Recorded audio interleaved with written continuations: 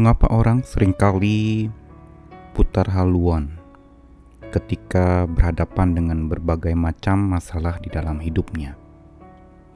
Ini biasa terjadi saat beban berat datang, putar otak sedemikian rupa, dan ketika tidak menemukan solusi dari pergumulan hidupnya atau masalah yang berat itu, maka dia mulai berjuang untuk putar haluan. Dan biasanya ini dialami oleh orang yang belum sadar tentang haluan hidupnya, harusnya ke arah mana.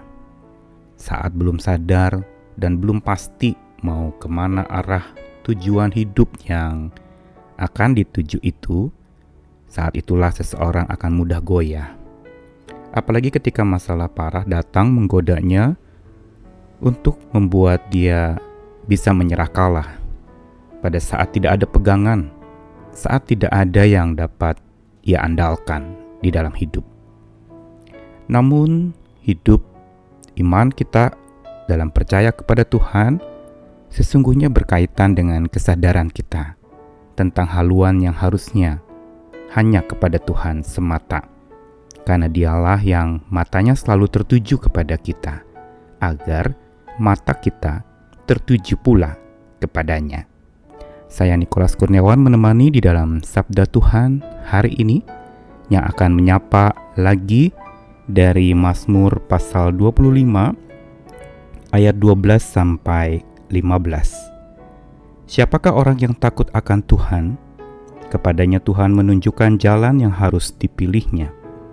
Orang itu sendiri akan menetap dalam kebahagiaan, dan anak cucunya akan mewarisi bumi. Tuhan bergaul karib dengan orang yang takut akan Dia, dan perjanjiannya diberitahukannya kepada mereka. Mataku tetap terarah kepada Tuhan, sebab Ia mengeluarkan kakiku dari jaring. Mazmur 25 adalah sebuah ungkapan mazmur dari seorang penulis yang kita sudah kenal bersama, yaitu Daud. Dalam ungkapan pergumulannya, ia mengangkat jiwanya kepada Tuhan. Dia memohonkan agar Tuhan menunjukkan jalan di dalam hidupnya. Dan Tuhan menunjukkan jalan dengan memberitahukan kepadanya tentang apa yang harus ia lakukan agar ia bisa menemukan jalan itu, sekaligus juga menentukan jalan yang akan dia tempuh itu. Semua ini berbicara tentang haluan hidupnya. Pada saat ketika hidupnya masih berhaluan kepada keakuan, maka arahnya itu tentu saja akan lebih kepada memikirkan dirinya sendiri. Tapi ketika haluan itu sudah diubahkan kepada Tuhan, maka pada saat itulah sesungguhnya dia mulai memiliki kepastian hidup, ada pegangan kembali, ada kekuatan, ada yang dapat diandalkan, dan ada yang menjadi dasar kekokohan imannya. Dan ini ditegaskan di dalam ayat 12 sampai 15. Ditegaskan bahwa orang yang sadar haluan hidupnya itu ditandai dan diawali dengan hati yang takut akan Tuhan. Karena orang yang takut akan Tuhanlah yang Tuhan akan tunjukkan haluan hidupnya yang harus ia pilih. Arah dan tujuannya itu akan ditetapkan oleh Tuhan ketika seseorang takut akan Tuhan. Dan dampak dari orang yang takut akan Tuhan serta haluan hidupnya jelas kepada Tuhan, maka dikatakan akan menetap di dalam kebahagiaan.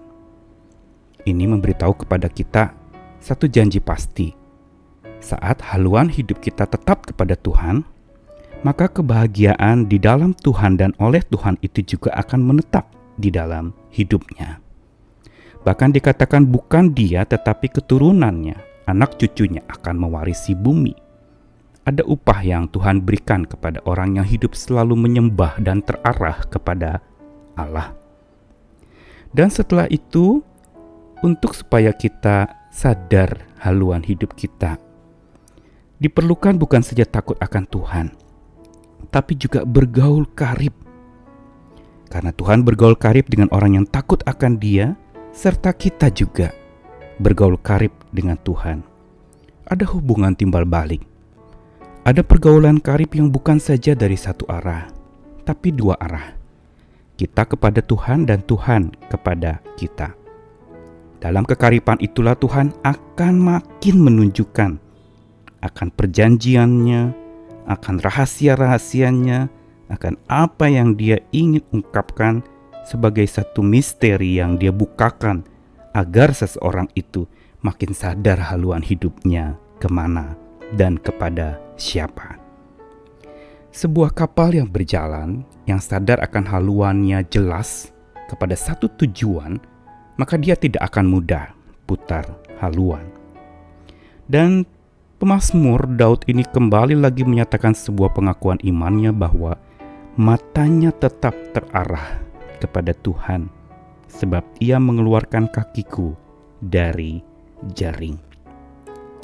Dengan sadar akan haluan hidupnya, pemazmur di sini menyatakan bahwa dia tetap terarah. Haluannya jelas sadar kepada Tuhannya, sehingga Tuhan mengeluarkan kakinya dari jaring.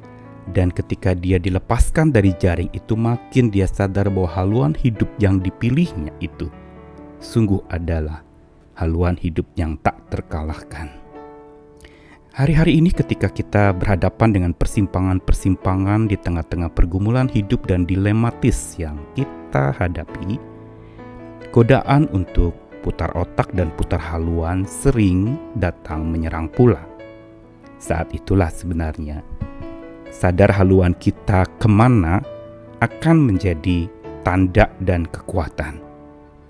Karena itu sadarlah haluan hidupmu kemana dan kepada siapa. Makin kita sadar haluan hidup kita, makin kita akan terkuatkan. Sehingga saat masalah parah yang datang menggoda hidup kita, kita tidak akan menyerah kalah. Karena jelas sekali Tuhan yang menjadi haluan hidup kita itu juga tidak terkalahkan.